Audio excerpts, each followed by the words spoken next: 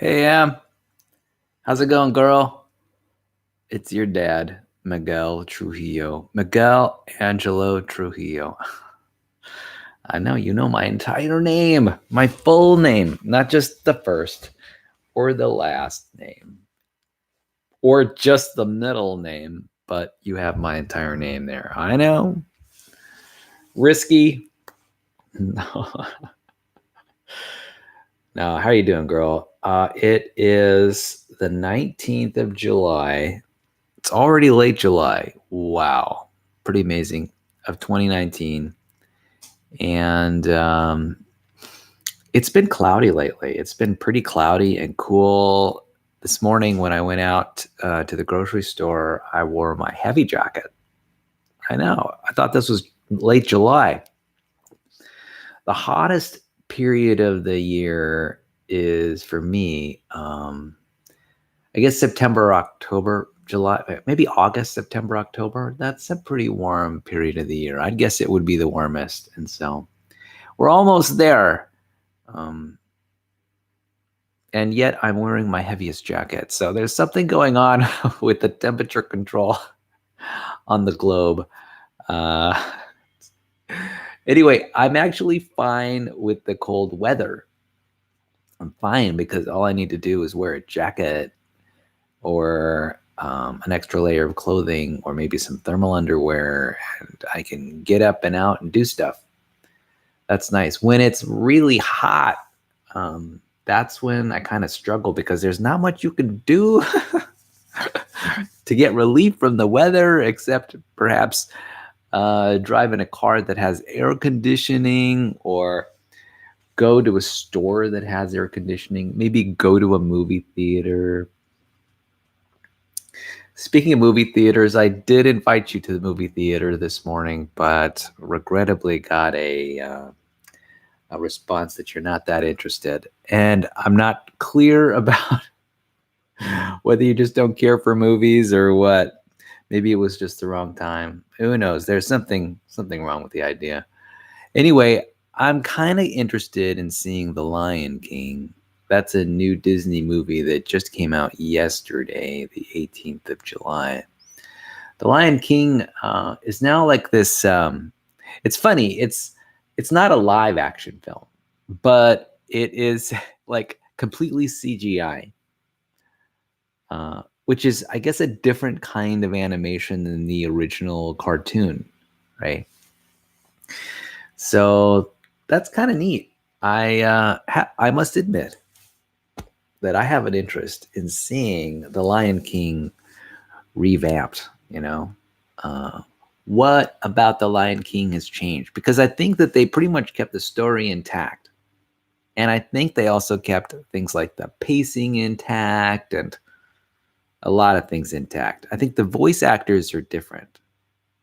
Yeah, but I've seen the trailer to the movie, and it seems pretty neat. I did go to RottenTomatoes.com, and I checked to see what the responses are. Turns out the critics don't care for it. Rotten Tomato, but the audience members who actually, are there for enjoyment and entertainment purposes, and not necessarily criticism, but just, whether it's a happiness producing movie or whether it was good for some reason or other. They overall gave it a fantastic rating. They give it like it's in like the high 90s, like 97%, some incredible number like that. So I figure, hey, that might be fun to go to. It's kind of funny, Em. You and I have a history of The Lion King. In fact, I have distinct memories of you, your mom, and I going to see The Lion King in the theater that is like the live theater in Los Angeles. In fact, that was quite a spectacle. I really enjoyed that theater production. That play was amazing. I truly was blown away by the theatrical production in Los Angeles. I think we might have gone to the Pantages Theater to see it. And wow. In fact, I really like The Lion King for a lot of reasons. I mean, I like the story, I like the characters, I like the music a lot. In fact, I might have been tempted to buy the Lion King soundtrack. I actually, now that I think about it, I might have actually bought the Lion King soundtrack. I have to go back in my memory. Maybe I didn't buy it, but I think I was seriously tempted to buy the Lion King soundtrack. That African style music was just really appealing. I loved the voices and the musical instruments, quite unique. And, it just sort of had that African style, or maybe like that, I don't know, maybe like the Savannah style, or I'm not sure what you call it. But I think I really love the music and the voices. Oh man, there's just something about, I think some of it was like a cappella, and I mean, it really, just the music soundtrack alone sort of tugs your heart. And of course, I think Elton John made a significant contribution to the soundtrack. Amazing music. So for me, what's great about The Lion King is, I mean, not only the visuals, not only the story, not only the soundtrack, but I don't know, Disney did a really fantastic job of making sure the quality was high on the production. And I really appreciate and admire the work that they did. And because of that reason, or that constellation of reasons, I'm excited to see this movie. Like I mentioned, it was released yesterday, and I might go see it. After all, I don't know. Maybe I'll see it when it shows up on Amazon.com streaming or something like that. We'll see how it goes. Now, I did hear about some criticisms of the movie. Something about how the CGI characters, the animals, did not have a lot of varied facial expressions, expressing emotion. Yeah. I really can't make a judgment unless I see the movie itself. Who knows? It could be that the creators had a certain intention behind making the characters a little bit less emotionally expressive. Maybe they wanted to retain the sort of idea about how these are actual animals. And I bet you, it might have been an artistic decision based on the fact that animals that look really realistic, when they smile or frown or start to cry, it looks super odd. And you know what? I have a feeling that whoever made that decision was probably a brilliant artist who did not take that decision lightly. So my guess is that they made the right call. No doubt they had like lots of different test cartoons that they showed, and they may have even gotten, say, an audience type. They may have done some audience testing on that to see whether it went too far. But I hear that the music is still pretty darn good, and I think the storytellers also might have pulled some of the less interesting parts out of the Lion King. In the Lion King movie, in the storyline, there are more interesting parts and there are less interesting parts, and I'm okay with pulling the less interesting parts out, because I'll tell you, there were some parts of that movie that were kind of, I don't know, kind of brutal. Yeah. It's, and in fact, I remember one scene in particular which I did not care for in the original cartoon, and it had to do when Simba lost his father, and how long the movie tended to dwell on the death of the father. And I thought it was a little bit unnecessary. Jerking some tears out of the kids. I didn't quite care for that.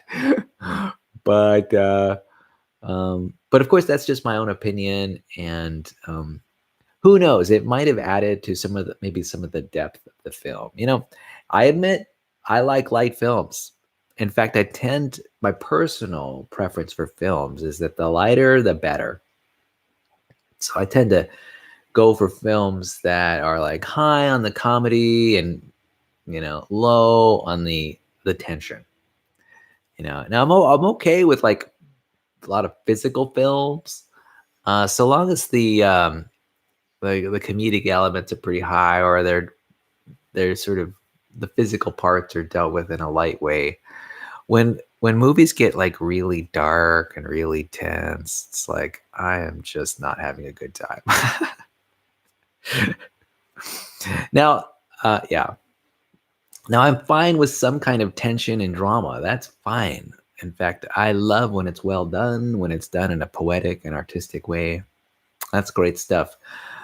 But if the whole 2 hours is like this nitty gritty story, it just wears me out, and I guess I'm a little sensitive to that. So I tend to go for the lighter films. Hence my interest in seeing The Lion King, which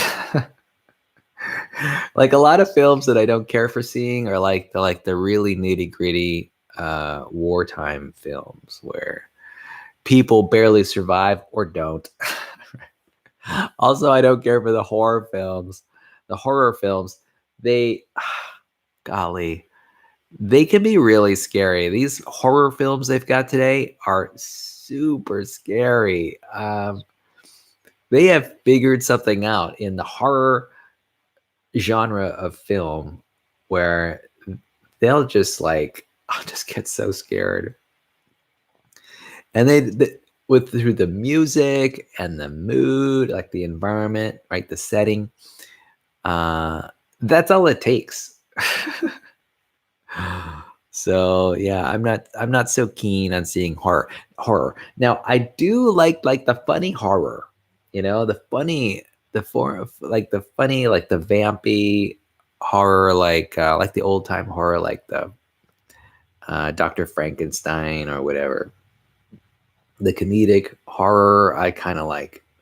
In fact, I actually kind of love those films where they bounce back and forth between scary and funny. Like I really like that. That's a really nice combination. Yeah, I remember I still have memories from this movie that came out. I think it might have starred Brad Pitt, and it was called 11 or something like that. And oh my gosh, it was so cool. It was so scary. I literally had to step up out of my chair 3/4 through the movie and walk out into the lobby of the theater. Not because I wanted to. I mean, I did want to, but I was just so scared. I just had to leave. In fact, not only did I leave the lobby, I went outside the theater and laid down. It was such a scary film. I'm serious. It was like, whoa. I think it was called 11. And toward the end there, it just got too scary. Now, I've only walked out of a few films, and the films that I've walked out from have been really intense, like super intense. And there are some, the last, I'll tell you about the last film that I walked out on. And it also was because of intensity. There was a film with content related to child abuse. Oh my gosh, I couldn't even. I left that movie after just 10 minutes. I just could not even consider or contemplate. It was just the material. It was just too intense for me. Even after 10 minutes, could not take it. So I have my limits when it comes to movies. When it comes to intensity or subject matter, I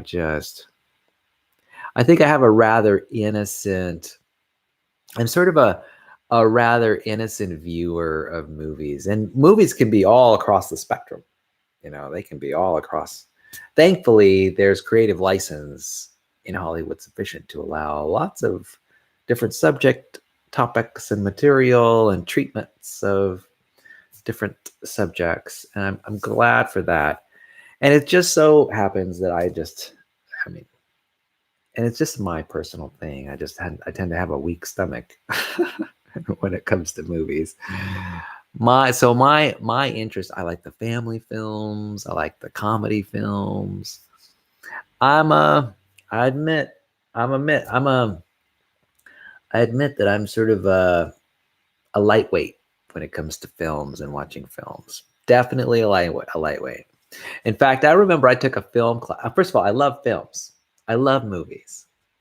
But I remember I took a film noir class in college. In fact, I took a lot of classes related to film in college.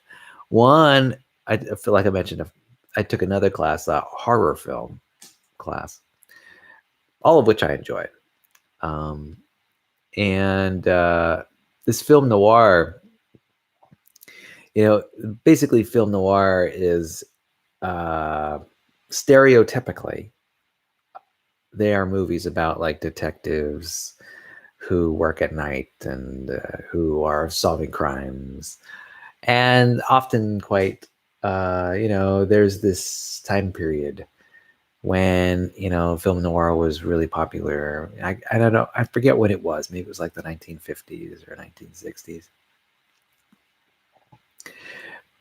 But I really like those films, but they were pretty dark. Some of them were pretty dark.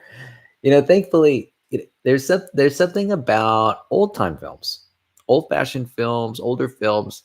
They did not get that dark back then. Today, dark films are really, really dark. Like they're like really dark. Whereas in the 1950s and 1960s, a dark film, like a film noir film, wasn't that gritty. By today's standards, it was definitely lightweight. And I admit I'm totally a lightweight when it comes to films. I think a lot of it has to do with my reasoning, my purpose. The purpose for me to see a film has a lot to do with entertainment. It has a lot to do with intrigue. Like I'm being curious about a subject. And I also tend to go for documentaries, but here's the thing: documentaries themselves can actually really be dark and depressing and sad. I really don't care for those movies. I also don't care for movies with clear biases, which actually is a lot of documentaries. A lot of documentaries have clear biases. They let you know what they are beforehand, and that's fine. I'm okay with that. But I tend to more like movies that try to offer the material, particularly the intellectual material, in a more balanced way. And maybe even a lightweight. I know. Hopefully there's no accounting for preference. I like to know the truth. But this whole idea of like dwelling on the ultra dark is just not my cup of tea. Now, and it's not a moral stance. I'm not taking a moral stance. This is just a preferential stance. That's all it is. It's more like, what kind of ice cream do you like? Do you like chocolate or vanilla? Yeah. Or what brew of coffee do you like? Do you like dark roast or light roast? I admit I'm a light roast kind of guy. Yeah. So, and you know what? There's a trade-off that comes with that. Hey, I recognize it fully. It's sort of like people who like milk chocolate only, but don't care and don't buy dark chocolate. Now, I'm actually a dark chocolate fan. I love dark chocolate, and I like milk chocolate. And I think to myself how tragic it would be if I only ate milk chocolate and never ate dark chocolate, because dark chocolate is just so amazing. In fact, in many respects, it's more amazing than milk chocolate. So yeah, I recognize my own tendencies and biases probably ensure that I'm not getting the full spectrum or not enjoying or appreciating the full spectrum of film artistry that's out there. And so, yeah, that's a little bit sad. And at least I acknowledge that. You know, the funny thing is, movies mean a different thing for me today than they did when I was growing up. You know, they mean when I watch a movie, it's about enjoyment of a different world, a different perspective. It's often about learning something new, exploring a different subject. You know, there's like this whole curiosity about it. You know, it's about this whole world. And, you know, it's also about enjoying the process, right? That wasn't always the approach that I took to movies. When I was middle aged and when I was young, my interest was excitement.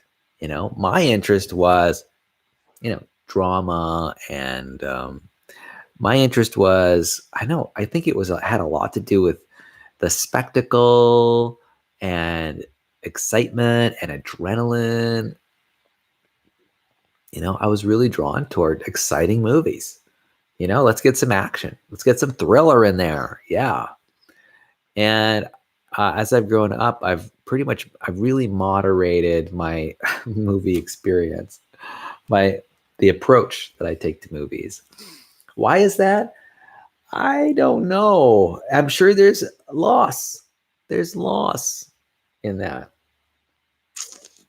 Here's the thing, too. I actually watch fewer movies today than I did when I was younger. I watched a lot of movies when I was young, and I have a lot of wonderful memories of watching movies when I was young. I go to a lot fewer movies today. How many movies in the theater might I see a year? Let me give you a rough estimate. Today, I would guess that I'm lucky if I see 3 or 4 movies a year in the theater. I know you might be wondering, how is that possible? I know it's maybe 5. Like in a big year, I'm seeing 5 movies a year, which is not a lot of movies, folks. When I was younger, I would see a lot fewer movies. I mean, I would see a lot more movies. I mean, I was easily seeing a movie a month. Oh yeah, maybe 2 movies a month at a movie theater. That would not be out of control there. I mean, and I might even see 3 movies in a month as a younger person, like as a teenager. So what happened? I don't know. In fact, you know, I have this distinct memory of the movie-going Miguel in my 20s and early 30s, thinking to myself, I want to live a long time for the express reason, that is, I want to have a long lifespan for the express reason so that I could see more movies. That was what I enjoyed movies that much, that it really was a motivating factor helping me to live in a more safe and healthy way and engage in more self-care so that I could watch more movies instead of fewer movies. Can you believe that? That's how much I love movies. I mean, it was love. It was love. That's what it was. Now, today, what's happened? That's a really good question. And, you know, why is my interest in movies dying down? Well, it isn't necessarily the quality of the movie. I think movie quality is probably going up if it's going anywhere. And, you know, I'm a really big fan of these superhero movies that are coming out. I, in fact, collected comic books when I was a young boy. And so I collected Spider-Man and I collected the X-Men, and there are movies all related to Spider-Man and the X-Men today. I collected Thor comic books. I collected Daredevil comic books. There's been a Daredevil movie. I collected Captain America, and there is a Captain America movie out, or a couple of Captain America movies out. I mean, I could not be more satisfied. I even collected Wolverine, And Wolverine has its own movie. I know. Crazy. Crazy. I collected Aquaman comic books. I have distinct memory of the Aquaman series starting. And I obtained the first Aquaman, second Aquaman, third Aquaman. I had a nice selection of Aquaman comics when they came out in my time period, when they were new, back when I was like 15, 16, 17 years old. And I saw an Aquaman film, which I really enjoyed, just like 3 months ago in the theater. So, I mean, I could not be happier about what's coming out in the theaters these days. Like the Toy Story cartoons are just amazing. What we're at Toy Story 4 now, and they're just doing a bang up job with that series. Just amazing. So what has happened? Why am I seeing fewer movies now? You know, I think a lot of it has to do with I just have a lot more choices about where to spend my time and my money. And so I'm spending time and money in other places. You know, I'm not going to movie theaters. If I see a movie, I'm probably seeing it on my laptop computer now, not in the theaters. And, you know, I appreciate that added flexibility. One other thing too is I am actually not, I don't have like Netflix or anything like that. I don't have cable. I don't actually own a television set. And I haven't owned a television set for probably 8, 9 years. You know, that might be a big part of it. I'm just not watching. I'm not doing a lot of watching screens with stories playing on them. Now I'm watching screens, of course, but they don't have stories involved. And you know, although there is a kind of movie that I'm watching a lot of, and that's YouTube videos. You know, YouTube videos are like these 3-minute, 5-minute vignettes, you know, maybe they're 15, 20, 30 minutes, just a few or 45 minutes, you know, and even fewer are an hour, and that's about as long as they go. So, it might have something to do, and this is kind of interesting too, with attention span. Now, I don't know the facts, I don't really know how my attention span has changed over the years. But I suspect that there are certain critical ways in which my attention span has gotten shorter over the years. Yep. It's that MTV generation with, moving from scene to scene rapidly. I think it's changed my brain. Or it's old age. I don't know what it is. Maybe it's what happens to an older brain, but I think my attention span has gotten shorter. Whether it has to do with genetics or environment, I don't know. But I think my attention span has gotten shorter. And so I think I'm watching fewer 2-hour movies. Now, here's the thing about movies being 2 hours. Now, one of my favorite things that I like to do today is I like to watch movies that are adapted from books. And I read the books first and then watch the movie. And what I've noticed through my experience of reading a book and then watching the movie is that you can only, the content, first of all, books are like this giant landscape of creative information. And then movies are only like 2 hours long. Somehow you got to compress a story. That whole arc has got to be compressed over a period of 2 hours from beginning to end. And so, man, I really feel for directors and writers of movies, man. That is some serious work. They got to cut. Let me tell you, they got to cut. I've been enjoying the Harry Potter series from J.K. Rowling lately. The audiobooks, the books, and watching the movies after I watch each of the 7 books. And one distinct thing I'm noticing, contrasting the book to the movie, is that the movies, well, they've basically I've got to cut a lot of stuff out. They got to shorten stuff. It's like surgery they've got to perform this surgery on a story that's this big and make it this big. They can only make it so big. And if they've got a good director, a good cinematographer, and good sound, these creative geniuses really are throwing together amazing content onto the screen that has nothing to do with story. They have to do with like ambiance and, mood, and they do a fantastic job, and they can fill up an entire 2 hours with amazing moods, but no story because they're so good. But I feel, they really are surgeons getting in there. Well, in fact, that's something I've definitely noticed from the J.K. Rowling Harry Potter series, is that these guys who are managing the script or writing the script, they are super cognizant of the whole series, and they're basically they're laying the story, they're keeping the story moving, and they're hammering it in. Boom, this is the name of this character. Boom, boom. And this is the story related, arc related content that's happening in this second. Boom. And we're making it ultra clear that this is what's happening now for these reasons, because later on in the movie, this is going to matter. Bang, bang. It's definite surgery what's going on here with these stories.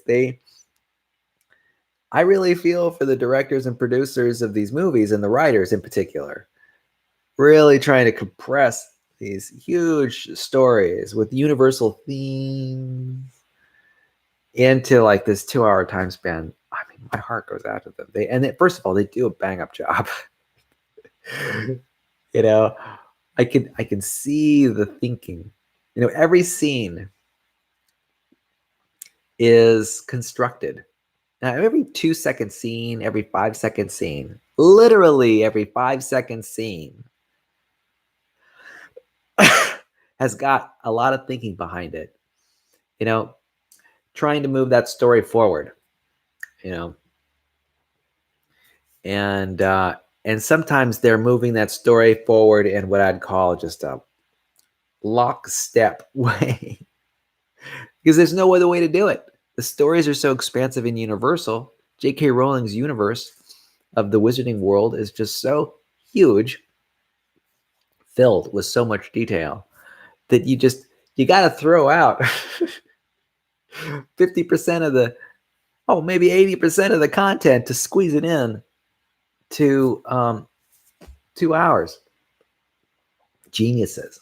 It takes geniuses to do that kind of surgery on a story, and I admire them for the work that they do. And let me tell you, it must be work. I have a feeling it's total work. These writers, I have a feeling that they're just typing away on their word processors, and they're asking themselves, how am I going to pull this off?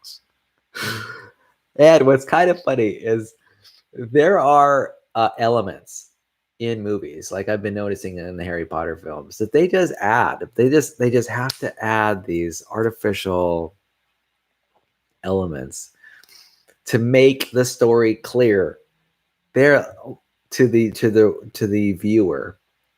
It's really fun to see. Make it apparent. They want the story to move forward in a way that is understandable by the audience naturally. And I just love it.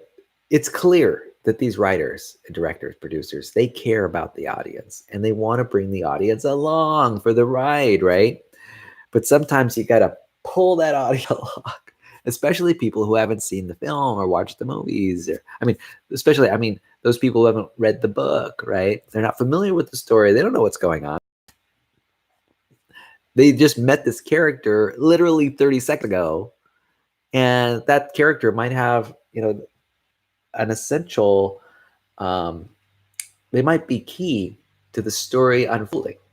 And so you've got to definitely describe in exquisite detail, directly, explicitly, what's going on. Anyway, I probably am belaboring this idea. But anyway, I really admire the people in the film industry for doing what they're doing because it's not easy. It is a challenge. So anyway, here I am talking about movies. So see, my latest point here is, well, let's see, what point would I like to address more? Anyway, I have been watching fewer movies. It is a real trend, and I'm not sure how to explain it. What's kind of funny is I actually like watching the trailers, and sometimes watching the trailer for me is good enough. I don't even have to see the movie now. Now I know that's kind of foolish. In fact, it happened today, right? So I was surfing reddit.com and I came across a new movie. Actually, it was Facebook. A friend posted the trailer for the new Top Gun Maverick movie, right? This is a brand new movie trailer, just came out, maybe like could have been like yesterday or even just last night for the first time. And by the way, I was blown away by that trailer. That Top Gun trailer was amazing. You know, for anyone who saw the old Top Gun movie, the feels from this trailer were just wow, just amazing. I mean, this is the story of Maverick, I don't know, 20 years later, and it's got Tom Cruise starring in the movie. Yeah, and he's riding his ninja motorcycle and racing against the jet aircraft. I mean, come on, this was an amazing trailer. Though after seeing the trailer, I'm pretty sure I may not watch the movie. That's not because the trailer is bad, because the trailer is like one of the best trailers I've ever seen in my life. The trailer was good. It was great. It really captured Top Gun, the movie and the character, and I love seeing Tom Cruise. And it's not that that anyone doing the trailer did the trailer wrong. The trailer was great, captured the movie and the emotion of the movie fantastically. And I wouldn't want the trailer to be any different. And I'm not sure if the trailer were any different, I would want to see the movie more. But I do have a sense that I might not watch the movie. and it's not because of the trailer. It's just that is all I need. That is all I want. It's sort of like people who eat like these tiny sandwiches. Like, let me tell you, there's something about tiny sandwiches that are wonderful. Like, I love these cucumber sandwiches with the cream cheese on the white bread. It's been cut with the crust. The crust has been cut off. These are amazing sandwiches. And let me tell you, after 3 or 4 of the tiny sandwiches, I'm done. Love those tiny sandwiches. Are the tiny sandwiches done wrong? Is there a mistake? Are they too much sandwich? Too little sandwich? They're just the right amount of sandwich for what kind of sandwiches they are. And the fact that I don't really want any other kind of sandwich, that's fine, you know? It's kind of funny. I think trailers can be that way too. Anyway, I'm still admiring that Tom Cruise Maverick trailer. It was so good. And when I think the trailer had only been out for like 18 hours, right? Out on the street for 18 hours. Just the trailer. And the trailer already had like 8.5 million views. I'm serious. Actually, I watched the trailer 3 times. I watched it 3 times. It was that good. Now, I don't always watch trailers 3 times, but it was a great trailer. Made me teary-eyed. Love in my throat. And that's all I need, I think. Apparently, that's all I need. So anyway, I'm really thankful for all those creative people who throw those things together. And I'm sure just that trailer, I have a feeling that trailer alone, a group of people probably put in 1,000 man hours, maybe 10,000 person hours, just into that trailer. 10,000 person hours, maybe more than 10,000. Anyway, they did a good job. whoever was the editor or whoever pulled that thing together. I appreciate that. I appreciate their work. Their fine work. They get an A+ for me. Absolutely. So yeah, I'm watching fewer movies now. And it's kind of funny because partly because I'm watching fewer movies, my expectations, my not my expectations, but my standards for movies have gone up. Yeah, it's kind of funny. What's even more funny than what's going on in the movie world is my realization that what goes on in my life is very much like what goes on in the movie world. And I recognize in a way that is as deep as everyone else recognizes that life is very much like a movie. Except instead of sitting in a theater, I'm walking around doing my groceries, doing my laundry. But it is very movie-like, where I'm kind of sitting as an observer in my head, right? And I'm watching the screen or the visual input from my eyeballs, and I'm listening to what's going on. And it's very movie-like. Everyone's life is very movie-like. And what's also interesting is that this movie that's happening before me is kind of like a blank slate in the sense that who knows what emotions will pop up. Because really, I also recognize that I project my feelings onto the screen, right? I've got this sense that nature is neutral and what happens on account of, you know, um, the atoms and molecules working their way, unfolding through time, through the causal chain. And so there's really no inherent emotional direction in it. At least that's my personal view. And if there is any feeling or emotion that arises from this film happening in front of me, it's often because I'm sort of projecting my inner stuff onto the screen in my real life. And it's kind of interesting how that is. Everybody's got that film rolling in their head, and people are deciding the meaning of that film second by second. We as human beings, as meaning makers, are doing it. And and that's wonderful in some respects because it gives us choice about how we experience the world around us. At any moment, our beliefs sort of color the feelings, needs, desires that's going on in our minds. And that's up to us. That's a heavy responsibility. And I understand why some people shirk, or they're sort of expecting the external world to provide the meaning and the purpose. They're expecting the external world to provide the happiness and even maybe the drama.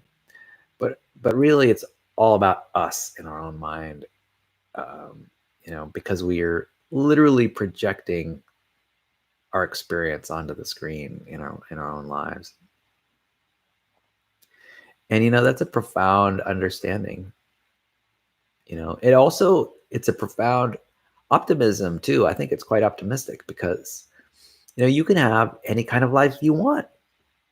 If you want to have generally a happy life, or generally a sad life, or generally an angry life, or generally a a life filled with outrage, you can have it. It's like a Barnum and Bailey circus out there. In the sense that you can choose to have whatever kind of life you want. If you want to brood in the shadows, you're welcome to do that. If you want huge amounts of novelty as it relates to food or entertainment or work, you can do that. So there's definitely a choose your own adventure aspect to life and living, and the same is true with movies. You get to choose your own adventure, choose your own ride, right? And, that's great. It's kind of funny too, because I think one of the most challenging aspects of being human is the fact that every mind has a choice. Every person is making choiceful actions. And, and, they're not being moved by your compass or your values or what are important to you or what your strengths are. Other people are being moved according to their own priorities, to their own values, desires, and goals. And the fact is, I have very little control or influence over other people's minds. In fact, I pretty much, I have some influence, but certainly not as much as I'd like. It's really a mixed bag. Anyway, I'm starting to talk in very abstract general thoughts, but let's see. What else is going on? What's going on here? So, in just a few hours, I'm excited to say that I'll be attending a Jack Canfield event in Santa Barbara. And in fact, I probably ought to start driving down there right now. Jack Canfield wrote a book called like The Secrets to Success or something like that. And he's going to be at this theater, this Luke Theater in Santa Barbara. Anyway, I purchased a ticket to it last night online. And Jack Canfield is the writer who wrote Chicken Soup for the Soul, that series. I think he probably produced a lot of it or whatever. So he's a writer, pretty accomplished writer. I think he sold a lot of books. And so I'm interested to hear what he has got to say. Plus, I'll get to visit with a lot of other friends who will be attending that. There is a group called the Consciousness Network in Santa Barbara. And I like sort of going to their productions because they tend to attract people who I'm interested in visiting with and talking with, and so really pleased about that. So I'm going to have an enjoyable evening, talking with friends and having amazing discussions about what's possible in the world. No doubt we'll be talking about elements related to or topics related to positive psychology and the self-help genre of books, which is a genre that is interesting to me. And also the phrase "the law of attraction" might show up 10 or 20 times. This is just Emily, this is just stuff that your dad is interested in. What can I say? I'm interested in psychology and philosophy and science and how those things are integrated. So anyway, I'm going to say goodbye. Oh, let's put my mic away. I'll put my mic. How about I put my mic away after I've completed my video? I'm getting ahead of myself. So, I hope you're having a fantastic day today. I want you to know that I love you very much and that I care for you. I want to spend time with you.